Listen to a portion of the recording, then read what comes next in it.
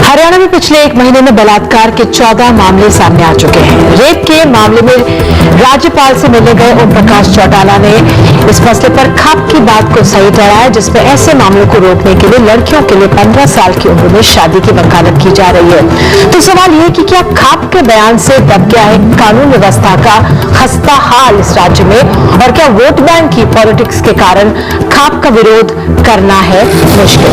तो सबसे पहले देखते हैं हमारे संवाददाता आनंद पटेल की ग्राउंड रिपोर्ट। हरियाणा में बढ़ते बलात्कार के मामलों पर बोलते बोलते ओम प्रकाश चौटाला कम उम्र में लड़कियों की शादी का समर्थन करने लगे। कहा, खाप की बात बिल्कुल सही है कि 15 साल में बेटियों को ब्याह देना चाहिए। कि जिस प्रकार की दुराचार की घटनाएं घट रही है, जिस तरीके से लड़कियों के साथ गैंगरेप हो रहे हैं, सरकार नपुंसक बनी बैठी है, कुछ कर नहीं रही है। उसके दृष्टिगत अपनी इज्जत बचाने के लिए खाप ने अगर ये निर्णय लिया है तो मैं समझता हूँ ये एक अच्छा निर्णय है। पूर्व मुख्यमंत्री के इस बयान से सब हैरान हैं। राष्ट्रीय महिला आयोग ने कहा, लगता है चौटाला कानून भी भूल गए हैं। हरियाणा के लिए चूंकि राजनीतिक बयान है उनका कि वहाँ के लोग और वहाँ के जो खाप पंचायत से वो खुश हो जाएं, मैं समझती हूँ बिल्कुल गलत है। चौटाला जी ने बात कहा है तो चौटाला जी को अपने शब्द भी वापस लेने चाहिए। मंगलवार को ही सोनिया ने जींद जाकर एक पीड़ित परिवार से मुलाकात की थी और खाप की राय को खारिज कर दिया था। कांग्रेस अब चौटाला के बयान पर सवाल खड़े कर रही है। मैं समझता हूं कि चौटाला की पार्टी अगर उन खाप के निर्णयों का फैसला करती है कि अगर खाप कहती है कि 15 साल की लड़कियों की भी शादी जायज है, तो ये बिल्कुल उचित नहीं है। हरियाणा में दलित लड़कियों के साथ दबंग जातियों के रवैये की एक वजह शायद ये भी है। राजनीति दबंग जातियों को लेकर उदार है और लड़कियों के साथ उसका रवैया सामंती है। खापों की मध्ययुगीन नजरिए पर नेता सिर झुकाते हैं, उनकी हाँ में हाँ मिलाते हैं। महिलाओं पर ज्यादती का मसला तो सिर्फ एक मौका है एक दूसरे पर कीचड़ उछालने का। दरअसल सबकी नीयत में सियासत है और नजर वोट बैंक पर। चंडीगढ़ से आनंद पटेल, एनडीटीवी इंडिया। हमारे साथ खास मेहमान है इस मामले को समझाने के लिए सतपाल चौधरी, खाप नेता हैं। सविता बेरवाल, जनरल सेक्रेटरी हरियाणा से, आइडवा यानी all India democratic women association से, रंजना कुमारी, निदेशक है सेंटर फॉर सोशल रिसर्च से, और पूर्णिमा जोशी, वरिष्ठ पत्रकार हमारे साथ बनी हुई है। सतपाल जी, सबसे पहले मैं आपके पास आऊंगी और आपसे समझने की कोशिश करूंगी, जब इतने मामले बलात्कार के सामने आ रहे हरियाणा से, क्या आपको लगता है, क्या सोच, कोई ठेस पहुंचती है कि नहीं पहुंचती? ठेस नहीं, ये बलात्कार होना, रेप की घटना होना निहायत निंदनीय है और हम तमाम लोगों को चिंता करनी चाहिए कि इसका समाधान क्या है। और उसी समाधान के सिलसिले में जो फैसला आया है, खाप पंचायतों का जो निर्णय आया है, जो उन्होंने सोचा समझा होगा वहाँ की परिस्थितियों के अनुरूप, तो फैसला आया। इस्लाम में भी कहा गया है कि 13-14 साल की उम्र में शादी कर देनी चाहिए। इस्लाम में बाकायदा लिखा गया है कुरान में, वहाँ अंडर एज में शादियाँ होती है। लेकिन जिस तरह से समाज तरक्की कर रहा है, जो ग्लोबलाइजेशन, उदारीकरण पूरी दुनिया में और देश में आया, उसके मुताबिक हर आदमी ये चाहता है और महिला ये चाहती है कि वो मैच्योर हो, वो अपना काम धंधा पहले करे, उसके बाद शादी हो।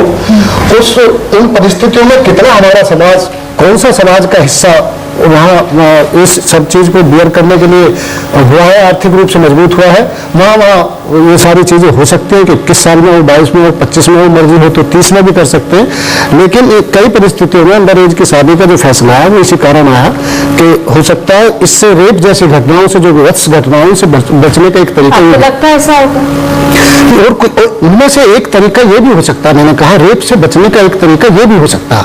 और भी बहुत सारे कारण हैं घटनाओं के होने के, और उनसे बचने के लिए और भी बहुत सारे तरीके। आप लोगों को और कोई तरीका नहीं, जो इसके पीछे हैं, जो लोग पकड़े जा रहे हैं, उनको कुछ सख्त सजा मिले, आप लोग उस पर कुछ नहीं कह सकते?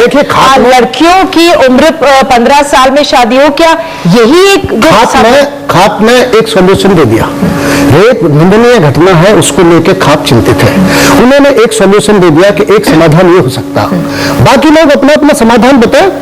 तो आप कहे, सविता जी, आप तो हरियाणा में बहुत काम कर चुकी है, जमीनी स्थिति आपने देखी, क्या ये समाधान है? अपने आप में इस पे तो सवाल उठेंगे, लेकिन आपकी तरफ से क्या होना चाहिए? ये जो जिस तरह का सुझाव यहाँ पे आया है ये बहुत ही बेहुदा और बेतुका सुझाव है, क्योंकि हम उत्पीड़ित लड़कियों से मिले हैं और वहाँ 10-10 साल की लड़कियों के साथ रेप की घटनाएं ये हुई हैं और विवाहित जो महिलाएं हैं उनके साथ भी ऐसी घटनाएं घटित हो रही हैं। तो ये हरियाणा में जो अपराधीकरण जो बढ़ रहा है उसके ऊपर कोई ठोस रणनीति हरियाणा सरकार को बनाने की बजाय इस पूरी डिबेट को डाइवर्ट करने की एक ये चीज है। और हम इसमें ये कहना चाहेंगे कि हरियाणा के अंदर जो सेक्स रेशो जो कम हुआ है उस पे हरियाणा सरकार भ्रूण हत्या पे बहुत होती है। हाँ, बहुत ज्यादा, मतलब हरियाणा में लड़कियां इतनी पेट के अंदर मारी जा रही हैं, शराब की इतनी ज्यादा खपत बढ़ी है हरियाणा के अंदर कि पंजाब के मुकाबले दुगनी खपत पिछले दिनों में ये रिपोर्ट आई है, 22 बोतलें और पंजाब में 11 बोतलें। तो ये इस तरह का शराब और नशा जो परोसा जा रहा है हरियाणा के अंदर उस पे कोई रोक की बात आपने नहीं की। हाँ, इस पे रोक की बात आपने जी जमीन पे बात आपसे सवाल पूछा। मैं ये कहना चाहता हूँ, एक समाधान खात्मा दे दिया। आप एनजीओ चलाते हैं, आप एक्टिविस्ट है, सोशल एक्टिविस्ट है, आप महिलाओं के अधिकारों की बात करते हैं। शराबबंदी हो उस पर रोक लगाई जाए, आप हाँ रोक लगाई जाए, क्यों नहीं रोक लगाया जाए? एक तरीका वो भी हो सकता है, आपने एक तरीका सुझाया, ठीक है, लेकिन वो किन परिस्थितियों में सुझाया है वो सुझा दिया। हम आपसे निवेदन करना चाहते हैं, इस पर निंदा करने के बजाय, इस पर गाली गलौज करने के बजाय, इस पर मूर्ख बताने के बजाय आप इस पर समाधान बताने की बताया। उन्होंने अपनी तरफ से एक समाधान बताया। यहाँ पे मैं रंजना कुमारी को लेकर आना चाहूंगी। रंजना जी, आप क्या यहाँ पे कह सकती है, क्या सुझाव हो सकता है? जिस तरह से सतपाल जी कह रहे, सुझाव दीजिए आप अपनी तरफ से, कैसे रोके? बिल्कुल बेतुका और गैर जिम्मेदाराना फैसला खाप का होता है और लगातार खाप यही करती है कि उन्होंने कभी ये उठ के नहीं कहा होगा कि जो हरियाणा के लड़के, क्योंकि रेप एक मानसिकता है, इसका शादी से लेने देना कुछ नहीं है, ये सिर्फ औरतों को दबाना, औरतों के शरीर पर नियंत्रण करना और किसी न किसी तरह से, देखिए जाति का भी मामला था, ज्यादातर रेप जो हरियाणा में इस बीच में हुए हैं वो दलित लड़कियों पर हुए हैं। इसका मतलब कि जो वहां जाति ऊंची जाति के लोग हैं उन्होंने दलित लड़कियों को, दलित समाज को दबाने की कोशिश की है रेप करके। तो ये सारा मामला शादी से सुलटने वाला मामला नहीं है, ये शादी और फिर जो शादी की बात कही गई है कितनी गैर जिम्मेदाराना बात है। जिस देश में छोटी उम्र की लड़कियां बच्चा जन्मते समय मर रही हैं, बाल विवाह बाधित है, बाल विवाह के खिलाफ कानून है, यहाँ पर हिंदू मैरिज एक्ट 18 साल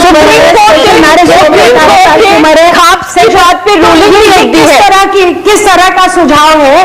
रंजना जी, सुप्रीम कोर्ट की रूलिंग खाप पर आई है, उन्होंने कहा जी, मैंने कहा उसके बारे में जी, मैंने उसके बारे में कहा, बावजूद कोर्ट में कहा नहीं, सुप्रीम कोर्ट ने अपने फैसले में कहा कि खाप पंचायतें असंवैधानिक फैसले करती हैं, ये गैर जिम्मेदाराना हरकत करती है, इनको बैन किया जाए और सारे स्टेट्स जो हैं वो इनको रिपोर्ट करें सुप्रीम कोर्ट को कि उन्होंने इसके बारे में क्या फैसला किया। तो हरियाणा सरकार से हम लोग जानना चाहते हैं कि उन्होंने खापों को बंद करने का, इस तरह की जो मतलब कि जो इस तरह के फैसले हैं इनके बारे में क्या किया, इनको क्यों बैन किया जाता है, क्यों बार-बार इस तरह के बता करते हैं? हरियाणा सरकार तो खापों को कानूनी मान्यता देने का काम कर रही है। अभी पिछले दिनों जो महिला एवं बाल विकास विभाग है हरियाणा का, उसने बकायदा एक ऑफिशियल लेटर वहां पे निकाला है इनको मान्यता देने के लिए कि ये कन्या भ्रूण हत्या रोकने के लिए काम करेंगे। और वहाँ हरियाणा में 1 करोड़ रुपए बल्कि वहाँ खाप पंचायतों को दिए हैं हरियाणा सरकार ने। ज्यादा हरियाणा में तरह की खाप है, क्योंकि एक खाप की रिपोर्ट मुझे ये भी याद है कि भ्रूण हत्या के खिलाफ उन्होंने एक पहल की थी, कुछ 1 महीने पहले की बात है कि ऐसा नहीं, उन्होंने भी भ्रूण हत्या के खिलाफ उन्होंने एक आवाज अपनी उठाई थी। लेकिन ये मामला जिस तरह से आप कह रहे हैं, अखिलेश जी सवाल आपसे पूछूंगी, आप गैर जिम्मेदारी थी जी, निधि उस फैसले में भी गैर जिम्मेदारी थी, उसमें उन्होंने कहा था भ्रूण हत्याएं रोकी जाए, मेरी बात सुनिए, उसमें भी महिलाओं के महिलाओं के शरीर पर नियंत्रण की बात थी कि आप भ्रूण हत्याएं, हिंदुस्तान में कम से कम ये तो है कि अबॉर्शन राइट्स मिले हुए हैं, वहां पर भी खापों ने अब राइट टू अबॉर्शन पर अटैक किया और उन्होंने कहा कि सब तरह की भ्रूण हत्याएं बंद कर दीजिए। तो एमटीपी का जो एक्ट है उसको इन्होंने बल्कि एक तरह से ये किया, और न कि कन्या भ्रूण के बारे में, लिंग जांच के बारे में कुछ नहीं कहा इन्होंने, ना ही इन्होंने जाके कोई इस तरह की। अखिलेश जी, आप कांग्रेस से जांच करती मामले, वहां पे कांग्रेस की सरकार निष्क्रिय है, क्यों नहीं कदम उठाती? वोट बैंक नहीं, देखिए, कोई किसी के कह देने से मात्र कोई कानून से ऊपर नहीं है, उस पर नहीं जाना चाहिए। अभी हमारे एक वरिष्ठ नेता ने भी बोला उस पर नहीं जाना चाहिए। समाज और कानून ने मिल करके आदमी के या औरत के ये शारीरिक और हेल्थ और मानसिक और वैज्ञानिक तरीके से एक एज तय की है, और उस एज के बाद शादी होती है। ये सबको पता, उतना मेच्योर भी होना चाहिए, मेंटली भी मेच्योर होना चाहिए, फिजिकली भी होना चाहिए। तो उसके रेमेडी बताने में कि एज कम कर दें, तो क्या जो लोग रेप करते हैं, बलात्कार करते हैं, वो क्या एज देख के करते हैं? ये भी तो गलत है। उससे कम के एज बच्चियों के साथ भी बलात्कार हुए, उससे ज्यादा एज के बच्चियों के साथ भी बलात्कार हुए हैं। ये सिर्फ एक लीगल समस्या है, और उसमें थोड़ी बहुत हमारे समाज के संस्कृति की गिरावट की समस्या है। हम ये दोनों चीजें पे कार्रवाई होनी चाहिए, ऐसे लोगों पर सख्त से सख्त कार्रवाई होनी चाहिए। और जो हमारा समाज विकृत हो रहा है, गिर रहा है, उस समाज को मॉरली स्ट्रेंथन कैसे करें, इसके लिए हमारे समाज के जो भी लोग हैं। बोलते नेता सब है लेकिन कार्रवाई नहीं होती है, और एक जो मैसेज देने की कोशिश की जाती है, क्या ये वोट बैंक पॉलिटिक्स? एक छोटा सा मुझे ब्रेक लेना पड़ रहा है, तुरंत लौटते हैं, पूर्णिमा से बात करेंगे। लड़की जो है वो विक्टिम है और उसका सोल्यूशन ढूंढा जा रहा है लड़की पे और रिस्ट्रिक्शंस लगा के। ये पॉसिबल नहीं है। डुअल स्टैंडर्ड्स हैं लोगों के, बाहर ईव टीजिंग कर रहे हैं, घर में अपनी बहन को कुछ करने नहीं दे रहे हैं और बोलते हैं जीन नहीं पहन के जानी, बाहर उनको गर्लफ्रेंड जीन में चाहिए।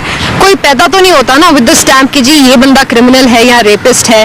वो हम सब में से ही उठ के आते हैं, क्योंकि उन्हें लगता है कि वो अगर ऐसा करेंगे वो इससे बच जाएंगे, उनको कोई रोक नहीं है। जरूरत है कि बचपन से ही लड़कों को भी equally socialization, properly value based socialization होनी चाहिए कि over a period of time वो इक्वली ट्रीटमेंट के अकॉर्डिंगली आए, सो दैट सोसाइटी में ऐसी प्रॉब्लम्स कुछ हद तक तो कम हो ही जाएगी। लॉ एंड ऑर्डर की प्रॉब्लम है, तो जब तक पुलिस अपना काम नहीं करेगी, जुडिशरी अपना काम नहीं करेगी, ये चीजें ठीक नहीं होने वाली।